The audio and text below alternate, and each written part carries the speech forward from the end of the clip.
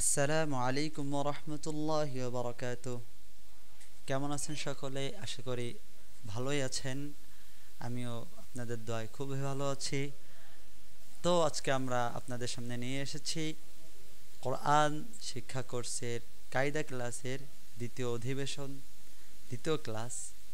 আমরা গত ক্লাসে শিখেছি আরবি ভাষার, আরবি ল্যাঙ্গুয়েজের হরফ বা লেটার এর পরিচয়, যেখানে আমরা জেনেছি আরবি হরফ 29টি এবং এগুলা কি কি সেগুলা, এবং আরও জেনেছি আরবি হরফ উচ্চারণের স্থানকে মাখরাজ বলে এবং মাখরাজ 17টি। তার মধ্যে থেকে 1 নম্বর মাখরাজটাও আমরা শিখে ফেলেছি। আজকে আমরা শিখব সেটা হচ্ছে এই হরফগুলা, এই অক্ষরগুলা যখন কোন একটা শব্দের শুরুতে আসবে অথবা মাঝখানে আসবে অথবা শেষে আসবে, তখন এর আকৃতিগুলা কেমন হবে। আমরা যে আকৃতি গত ক্লাসে শিখে এসেছি, ওই আকৃতিটা কি বহাল থাকবে নাকি ভিন্ন কোনো আকৃতি আসবে। তো আজকে আমরা শিখব কোন আকৃতিটা ধারণ করে এই হরফগুলাই, অক্ষরগুলাই, যখন সেটা শব্দের শুরুতে আসে অথবা শব্দের মাঝখানে আসে।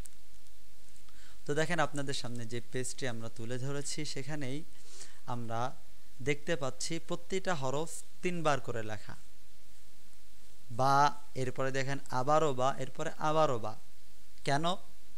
কারণ হচ্ছে যে যখন বা শব্দের শুরুতে আসে, তখন দেখেন এই মাঝখানের যে আকৃতি সেটা হয়। যখন সেটা শব্দের মাঝখানে আসে, তখন তার আকৃতিটা এমন হয়। আর এই যে পূর্ণ বা, যেটা প্রথমে যে বাটা, এটা সাধারণত শব্দের শেষে যখন হয়, তখন এই আকৃতিটা হয়। তো এটাকে আমরা পড়ার সময় এভাবে পড়তে পারি: পূর্ণ বা, অপূর্ণ বা, মধ্য বা। পূর্ণ বা, অপূর্ণ বা, মধ্য বা। পূর্ণ বা, অপূর্ণ বা, মধ্য বা।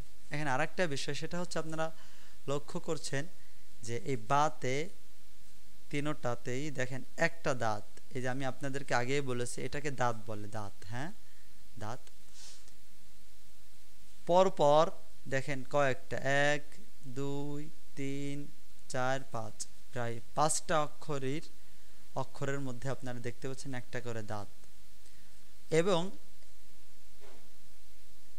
এগুলার উপরে যে চিহ্ন, ফোটার কথা বলেছিলাম, ফোটার ভিন্নতার কারণে এগুলোর নামও ভিন্ন ভিন্ন হয়ে যাচ্ছে। কিন্তু এজন্য এটাকে এইভাবে পড়া হয় যে এক দাঁত দিয়া 5 হরফ, নিচে একটা নুক্তা থাকিলে বা। দেখেন, দাঁত কিন্তু সবগুলারই একই দেখতে। যখন নিচে ফোঁটাটা হচ্ছে, তখন এটাকে আমরা বা বলতেছি। যখন উপরে 2টা ফোঁটা দিচ্ছি, 2টা নুক্তা, তখন এটাকে তা। আর যখন উপরে 3টা নুক্তা, তখন এটাকে থা। যখন উপরে একটা নুক্তা, তখন এটাকে নুন বলতেছি। আর যখন নিচে 2টা নুক্তা, তখন এটাকে ইয়া বলতেছি। তো একটা দাঁত দিয়া 5টা হরফ, শুধু নুক্তার ভিন্নতা, এগুলোর নাম ভিন্ন ভিন্ন। যা হোক, তো আমরা এভাবে পড়ব: পূর্ণ বা, অপূর্ণ বা, মধ্য বা। পূর্ণতা, অপূর্ণতা, মধ্যতা। পূর্ণথা, অপূর্ণথা, মধ্যথা। পূর্ণ নুন, অপূর্ণ নুন, মধ্য নুন। পূর্ণ ইয়া, অপূর্ণ ইয়া, মধ্য ইয়া। এরপর দেখেন, এখানে প্রথম পড়াটা এইভাবে পড়ে: জিমের মাথা দিয়া 3 হরফ, হায়ের মাথা দিয়া 3 হরফ। দেখেন, এই তিনোটার আকৃতি একই, কিন্তু হুবহু একই, দেখতেই পাচ্ছেন, আমি আগেও বলেছি, কিন্তু নুক্তার পার্থক্য। তো এটাকে এইভাবে বলে: হায়ের মাথা দিয়া 3 হরফ। পেটে একটা নুক্তা থাকিলে জিম। দেখছেন, পেটের মধ্যে নুক্তাটা থাকিলে জিম। নুক্তা না থাকিলে হা। উপরে একটা নুক্তা থাকিলে খ। যা হোক, আমরা এভাবে পড়ি: পূর্ণ জিম, অপূর্ণ জিম, মধ্য জিম। তার মানে যখন দেখবেন হরফের মাঝখানে আসে, তখন এর আকৃতিটা সাধারণত এমন হয়: পূর্ণ হা, অপূর্ণ হা, মধ্য হা, পূর্ণ খ, অপূর্ণ খ, মধ্য খ। এরপরে দেখেন তিনটা দাঁত বিশিষ্ট দুইটা হরফ, দুইটা অক্ষর, যার পরিচয় আমি আগেও দিয়েছি।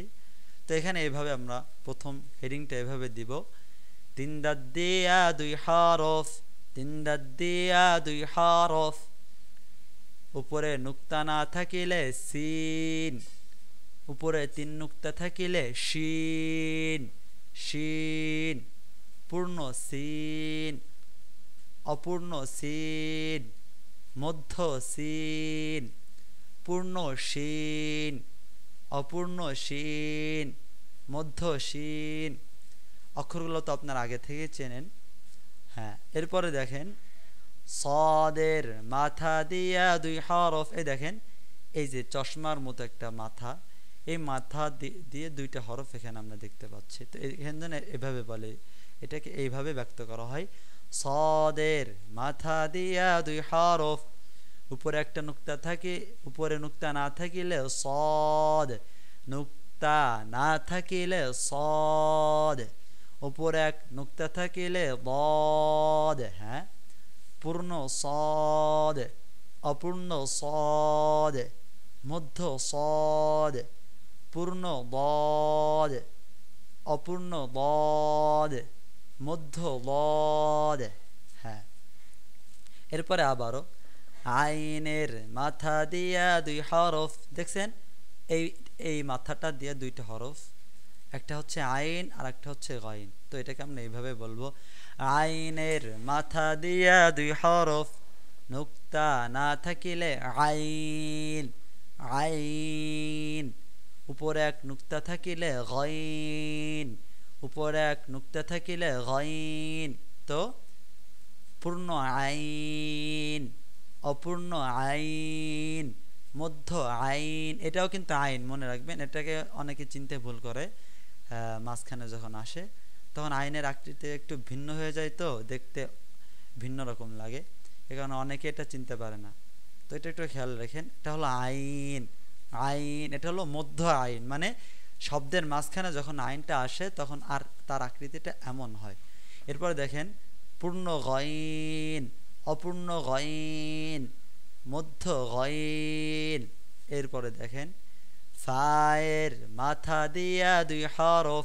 এই যে দেখেন ফায়ের মাথা, একটা গোল গোলাকৃতি, ওটার পরে একটা লম্বা টান দিয়ে ফা। এরপরে আবারও একটা গোল আকৃতি, একটা টান, ডিপ আকার একটা টান দিয়ে কফ। তো এটাকে এইভাবে বলে, ফায়ের মাথা দিয়া দুই হরফ, উপরে এক নুক্তা থাকিলে ফা, উপরে এক নুক্তা থাকিলে ফা, উপরে দুই নুক্তা থাকিলে কফ, উপরে দুই নুক্তা থাকিলে কফ। পূর্ণ ফা, অপূর্ণ ফা, মধ্য ফা। হ্যাঁ, পূর্ণ কফ, অপূর্ণ কফ, মধ্য কফ। তো আমরা কফ পর্যন্ত তার শুরুতে কেমন আকৃতি হবে, মাঝখানে আসলে কেমন আকৃতি হবে, সেগুলো শিখে ফেললাম। এখন আমরা শিখব কাফ।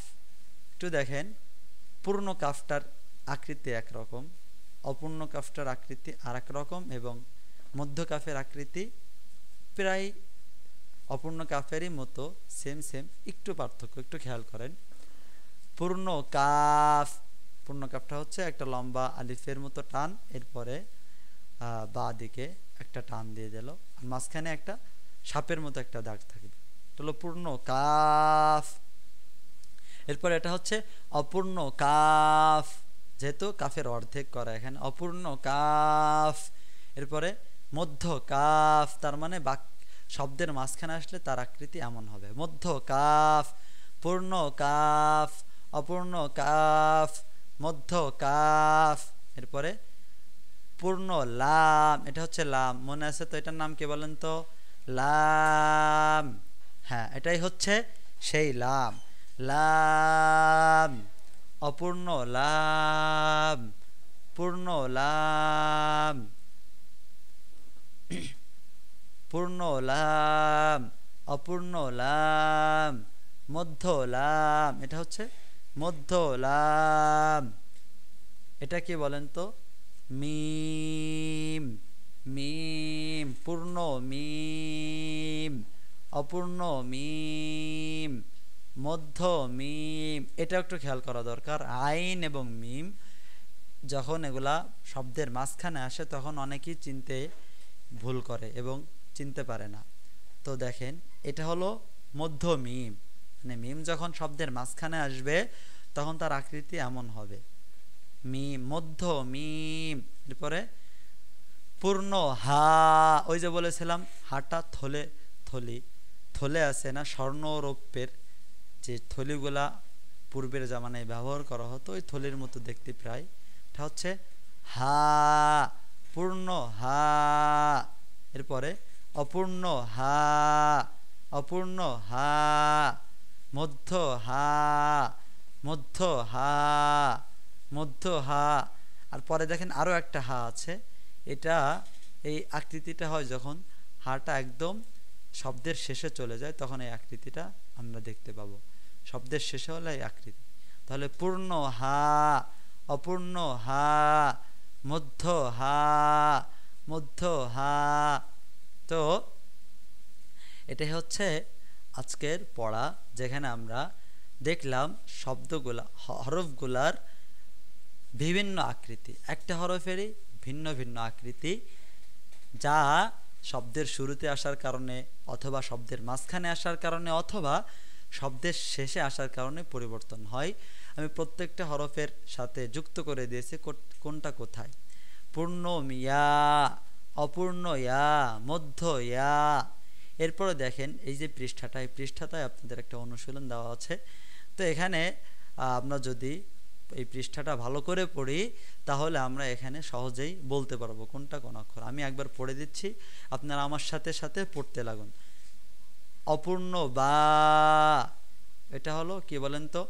অপূর্ণ বা, হ্যাঁ অপূর্ণ বা। এটা মধ্য জিম, তাই না? মধ্য জিম, মধ্য জিম। অপূর্ণ ফা, অপূর্ণ ফা, অপূর্ণ সদ, অপূর্ণ মিম, অপূর্ণ হা, অপূর্ণ কাফ, অপূর্ণ শিন, মধ্য আইন, মধ্য আইন, মধ্য আইন, মধ্য আইন। হ্যাঁ এটা হলো মধ্য আইন। পরে অপূর্ণ লাম, অপূর্ণ লাম, মধ্য বা, এটা হচ্ছে মধ্য বা। মধ্য গইন, মধ্য গইন, অপূর্ণ কাফ। দেখেন এটাও কাফ, এটাও কাফ, দুইটাই কিন্তু কাফেরই আকৃতি। এই যে দেখেন পুরাটাই কাফ এবং ওইটাও কাফ, উভয়টাই অপূর্ণ কাফ। পরে অপূর্ণ কফ, অপূর্ণ কফ, অপূর্ণ সিন, অপূর্ণ সিন, মধ্য হা, মধ্য হা, অপূর্ণ তা, অপূর্ণ তা, মধ্য মিম, মধ্য মিম, অপূর্ণ বদ, অপূর্ণ বদ, মধ্য খ। বলেন তো হায়ের মাথা দিয়া কয় হরফ? হায়ের মাথা দিয়া 3 হরফ। মাঝখানে একটা নুক্তা থাকিলে জিম, নুক্তা না থাকিলে হা, উপরে একটা নুক্তা থাকিলে খ। তো দেখেন এখানে উপরে নুক্তা, অতএব আমরা এটাকে খই বলবো, খ। মধ্য খ, এটা বলেন তো কি? মধ্য জিম, মধ্য জিম। হ্যাঁ পরে মধ্য ইয়া, মধ্য ইয়া, অপূর্ণ সা, অপূর্ণ সা, অপূর্ণ হা, অপূর্ণ হা। হ্যাঁ মধ্য হা, মধ্য হা। দেখছেন এটাও কিন্তু হা, মাঝখানে আসলে হা এর আকৃতি এমন হবে। এরপর এটা দেখেন হামজা, এটা হামজা, যখন হামজা শব্দের মাঝখানে আসে তখন হামজা একা একা আসে না, ওর নিচে এরকম একটা দাঁত থাকে, সব মনে রাখবেন, এরকম একটা দাঁত থাকে, এই আকৃতি করে সে আসে, এটা নাম হলো হামজা। হামজা পরে অপূর্ণ গইন, অপূর্ণ গইন, অপূর্ণ গইন, অপূর্ণ ফা, অপূর্ণ ফা, অপূর্ণ নুন, অপূর্ণ নুন, অপূর্ণ আইন, অপূর্ণ আইন। এই তো মাশাআল্লাহ। এখন আমরা মাখরাজ শিখব। গত ক্লাসে আমরা 1 নম্বর মাখরাজ শিখেছি। আপনারা বলেন তো আরবি হরফ কতটি? আরবি হরফ 29টি আর মাখরাজ 17টি। 1 নম্বর মাখরাজ হলকের শুরু হইতে হামজা হা, এটা আমরা গত ক্লাসে শিখেছি। আজকে আমরা দ্বিতীয় 2 নম্বর মাখরাজটা শিখব। তো আমার সাথে আপনারাও বলেন, হলক মানে কণ্ঠনালী, যেটা এই কণ্ঠনালীর আরবি উচ্চারণ, আরবি শব্দ হচ্ছে হলক। আমরা হলকটাই মুখস্থ করব ভালো। হলকের মধ্যখান হইতে আইন হা মানে কণ্ঠনালীর শুরু এবং শেষ, আর মাঝখানে যেটা এই যে উচ্চ একটা জায়গার মতো পুরুষদের থাকে সাধারণত উঁচু জায়গার মতো, এইখানটা থেকে আমরা হা এবং আইন উচ্চারণ করব। 2 নম্বর মাখরাজ হলকের মধ্যখান হইতে আইন হা, আইন হা, আইন হা। মাশাআল্লাহ। তো সম্মানিত সুধী, এখানেই আজকে আমাদের দ্বিতীয় অধিবেশন শেষ হচ্ছে, যেখানে আমরা হরফের বিভিন্ন আকৃতি সম্পর্কে জানতে পেরেছি। তো আমি আশা করছি ক্লাস আপনাদের কাছে ভালো লাগছে এবং আল্লাহর কাছে দোয়া করে আল্লাহ রাব্বুল আলামিন আমাদেরকে শেষ পর্যন্ত ক্লাসগুলা সুন্দরভাবে পেশ করা এবং আপনাদেরকেও সুন্দরভাবে ক্লাসগুলো আয়ত্ত করার তৌফিক দিন এবং অবশেষে আমাদের কাঙ্ক্ষিত লক্ষ্য তথা কোরআনকে শুদ্ধ ও সঠিকভাবে পড়ার তৌফিক আল্লাহ রাব্বুল আলামিন আমাদেরকে দান করেন। আসসালামু আলাইকুম ওয়া রাহমাতুল্লাহ। সকলেই ভালো থাকবেন, সুস্থ থাকবেন।